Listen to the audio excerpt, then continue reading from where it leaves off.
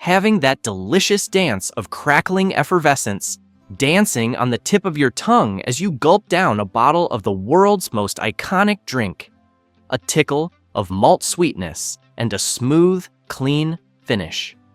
What drink are we talking about? The universal Corona bottle we've all taken a swig from, usually served with a fresh cut and juicy wedge of lime squeezed into the distinctive glass bottle embellished with its crown label.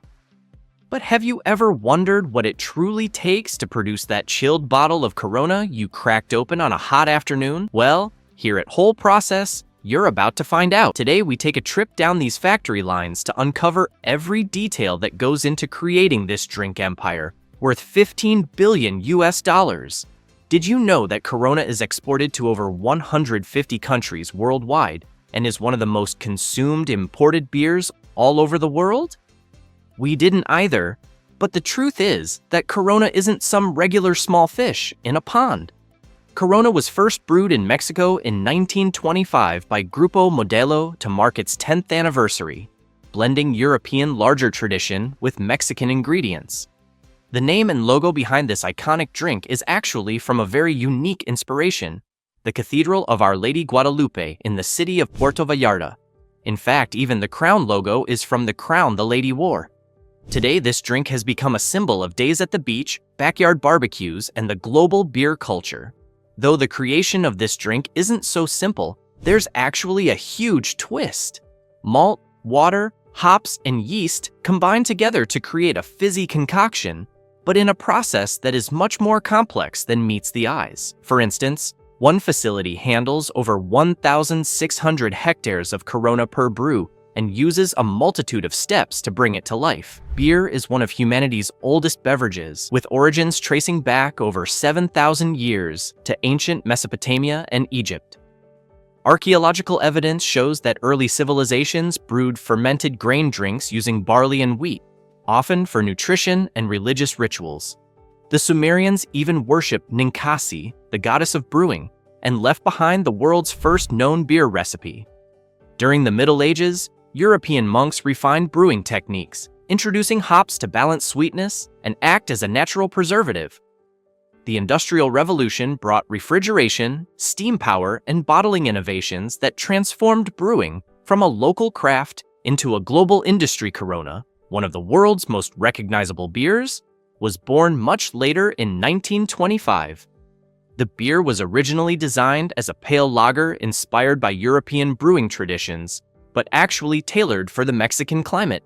Light, crisp, and highly drinkable, its transparent bottle and golden hue was an immediate hit and soon became the life of the market. With its popularity through the 20th century, Corona expanded rapidly beyond Mexico, becoming the top-selling imported beer in the United States by the 1980s.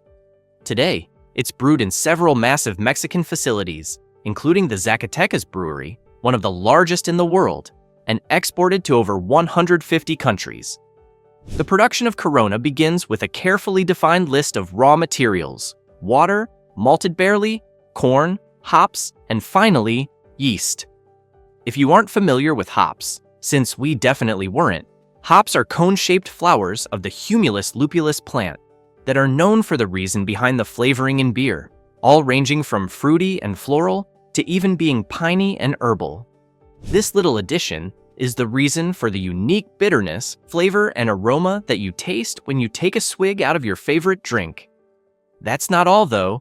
This one little flower is also a natural preservative and helps create the signature foam in a nice bottle of beer. But everything going into this blend is supposed to meet very strict standards. Even the water. It has to have the perfect amounts of mineral content, purity, and consistency. Sometimes, corn or even rice may be used to lighten the body and flavor of the beer. Yeast, however, is the living agent in the beer. It's the one doing all the heavy lifting. It converts the sugars in the mixture into alcohol and carbon dioxide. Each ingredient adds its very own magic, interacting perfectly to create that delicate aroma and flavor. Inside Grupo Modelo's main plant in Zacatecas, which happens to be one of the largest breweries in the world, more than 1,400 employees oversee the creation of these beer bottles, producing a whopping 30 million bottles per day. The process begins with barley malt, which is directly sourced from Mexican and North American growers.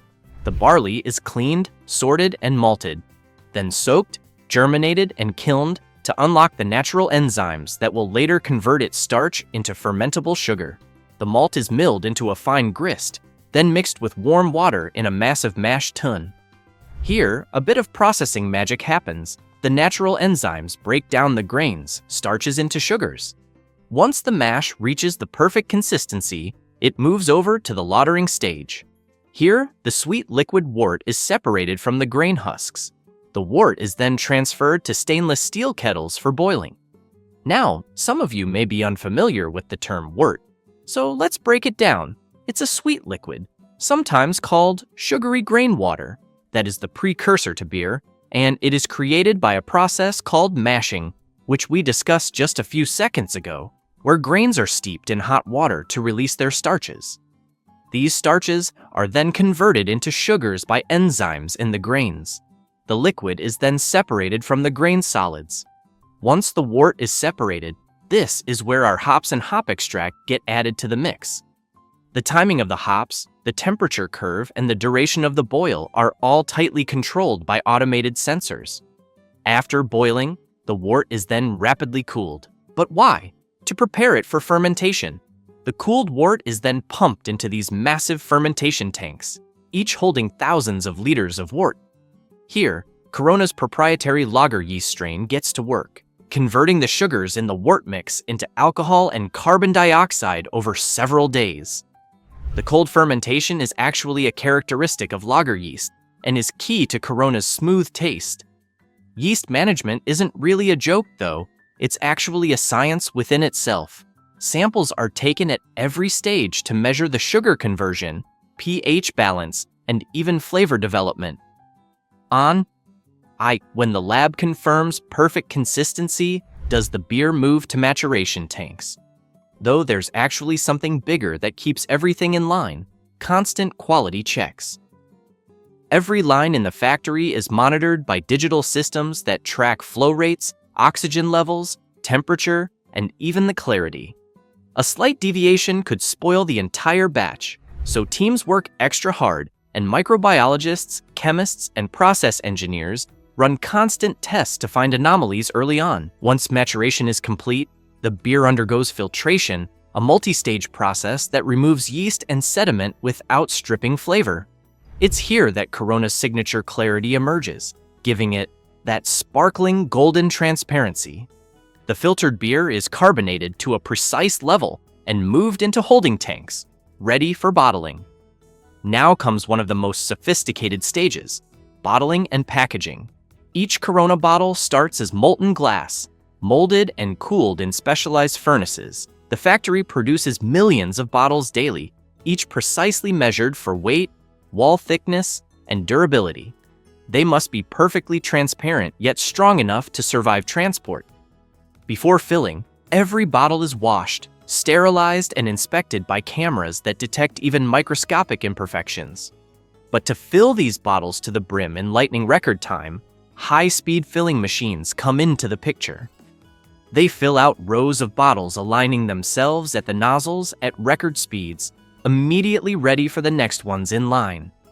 A pressurized environment prevents oxygen contamination in the bottles, which would dull the taste and even shorten the shelf life of the Corona bottles. Once these bottles are filled, they head on over to get capped with Corona's signature gold crown.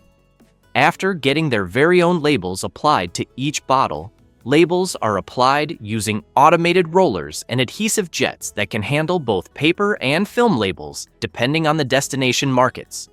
You can now see the full bottle in its glory, filled to the brim with amber-colored beer, waiting for the iconic bear opener and the crackling snap it makes, ready to be filled into a tall glass and gulped down. But that's not quite the end of their journey. Instead of just getting directly shipped out, they go for a much-needed inspection where professionals verify their fill levels, cap integrity, and even things such as the label placement. Random samples from batches are also taken usually, where trained testers compare each of the samples to the reference standard they have stored. Hygiene is also never compromised. Every pipe, tank, and filler line is cleaned through CIP systems. In simple terms, automated rinsing with caustic soda, acid, and hot water cycles to eliminate any trace of residue or bacteria. Workers entering production zones must pass through air showers and wear sterile clothing. In a single shift, dozens of sanitation checks occur before, during, and after brewing. So next time you lift that clear bottle, take a second to think about what it represents. Behind its effortless simplicity lies one of the most complex brewing systems on the planet, a process combining agriculture, chemistry, and automation at breathtaking scale. From the barley fields to the bottling lines, every step is a reflection of Mexico's brewing legacy and the pursuit of absolute consistency in every sip. Now that you've seen what really goes into making Corona, imagine walking through those giant steel corridors yourself, hearing the hum of conveyors, the hiss of carbonation, and the rhythmic clink of glass meeting glass. If you enjoyed discovering how Corona is made, don't forget to like, subscribe, and share this video with someone who loves learning how everyday products come to life. Because every factory, every recipe, and every process has a story, and we'll be uncovering many more of them.